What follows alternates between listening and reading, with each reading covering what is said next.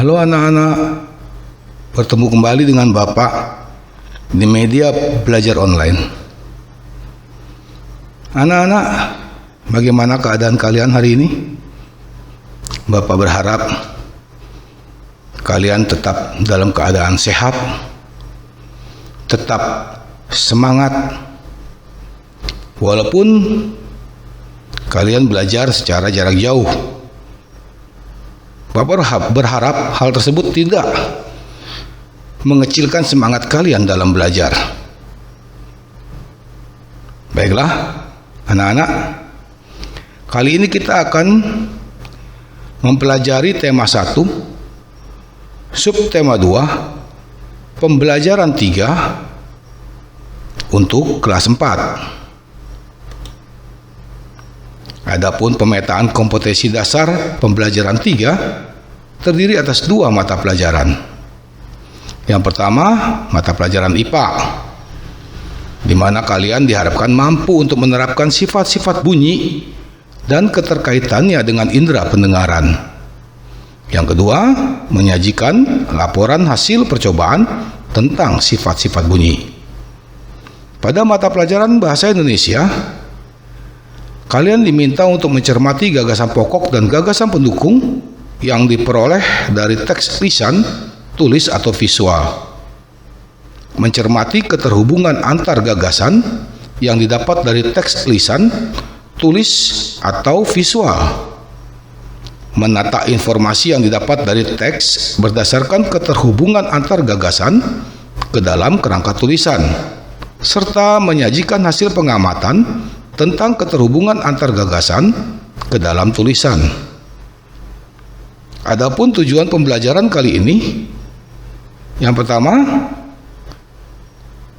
kalian diharapkan mampu untuk menjelaskan fungsi sifat bunyi terkait telinga sebagai alat pendengaran dengan lengkap. Yang kedua, kalian diharapkan mampu untuk menyajikan laporan tentang sifat bunyi terkait telinga sebagai alat pendengaran dengan sistematis. Yang ketiga, setelah membaca teks tentang sikap kerjasama, kalian diharapkan mampu mengidentifikasi gagasan pokok dan gagasan pendukung setiap paragraf dari teks tulis dengan mandiri.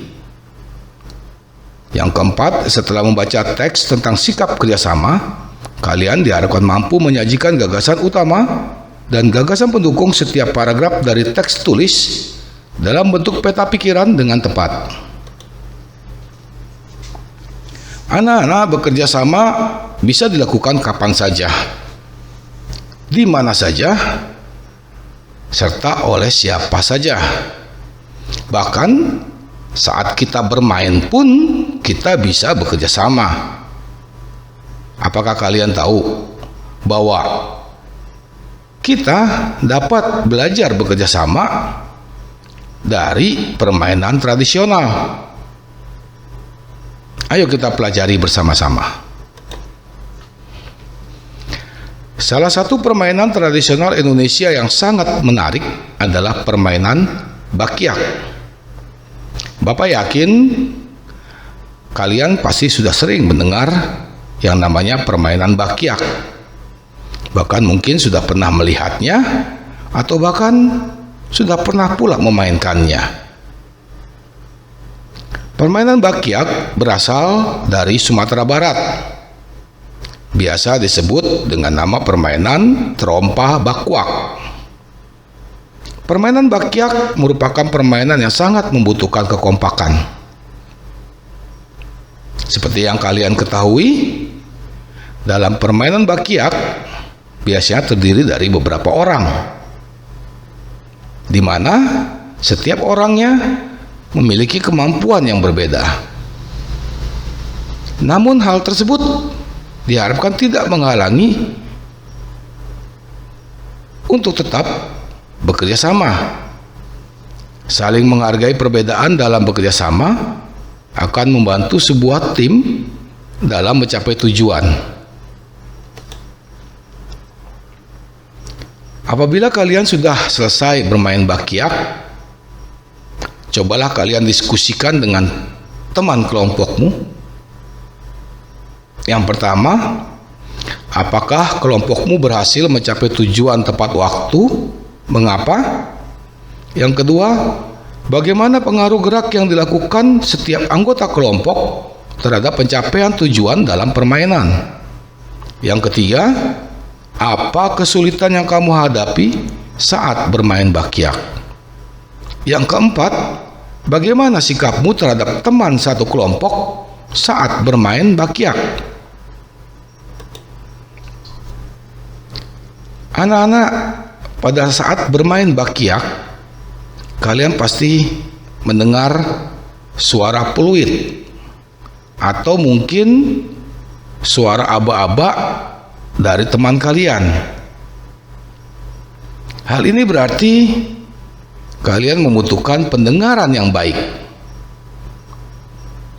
Masih ingatkah kalian tentang pentingnya indera pendengaran? Untuk mengingatnya kembali,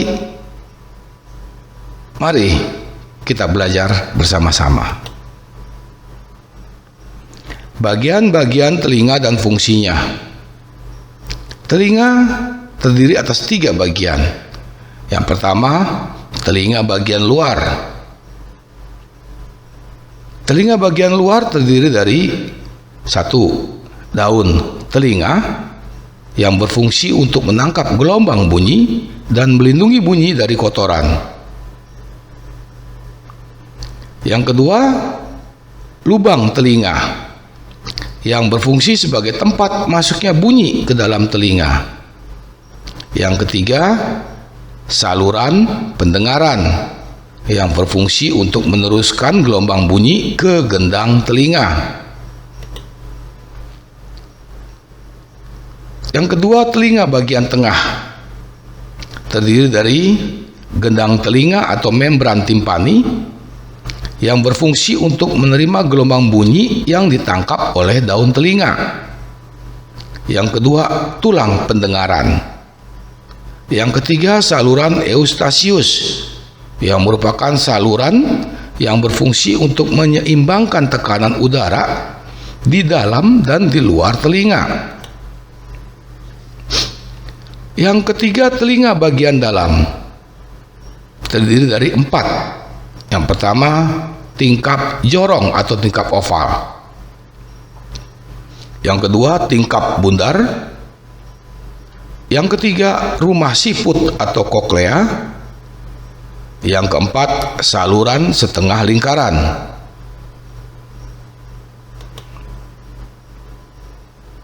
Gangguan indera pendengar yang perlu kalian ketahui di antaranya 1. Otitis media atau congek.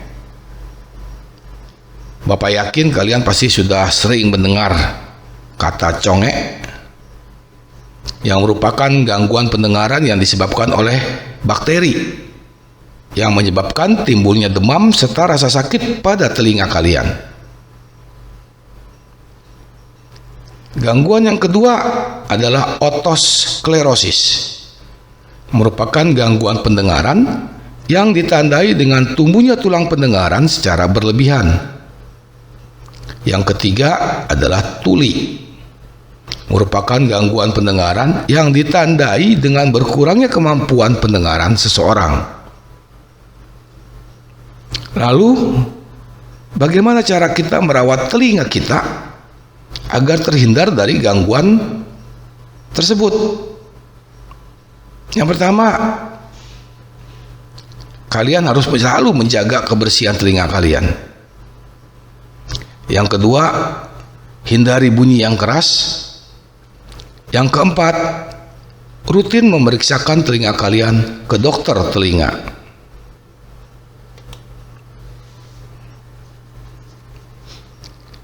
Apabila kalian sudah selesai mempelajari masalah indera pendengaran, cobalah kalian buat peta pikiran tentang indera pendengaran berdasarkan diagram yang ada.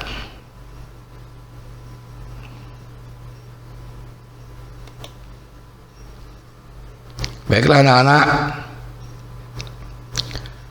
kita sudah belajar tentang indera pendengaran atau tentang telinga.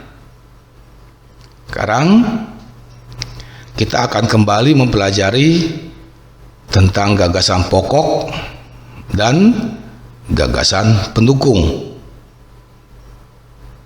Untuk itu, cobalah kalian baca teks tulis yang ada pada gambar. Bacalah dengan baik, pahami dengan baik. Bacalah dari paragraf 1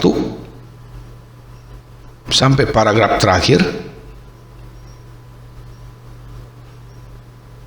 sehingga kalian dapat menemukan mana gagasan pokok dan mana gagasan pendukung.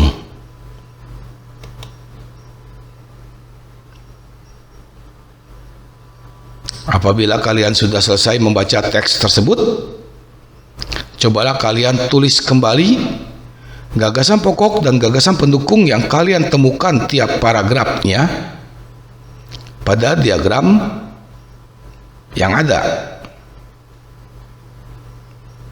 Buatlah diagram sebanyak paragraf yang ada pada teks tulis tersebut. Anak-anak, apabila kalian sudah selesai mengerjakan tugas-tugas yang ada,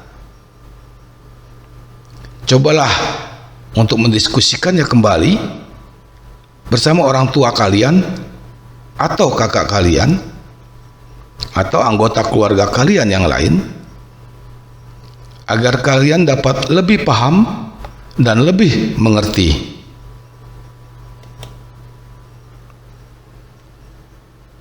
Demikian pembelajaran online kali ini dari Bapak. Semoga kalian dapat memahaminya dengan baik. Pesan Bapak, tetap semangat untuk selalu belajar, tetap menjaga kebersihan kalian, dan tetap menjaga kesehatan kalian. Sekian dari Bapak. Terima kasih.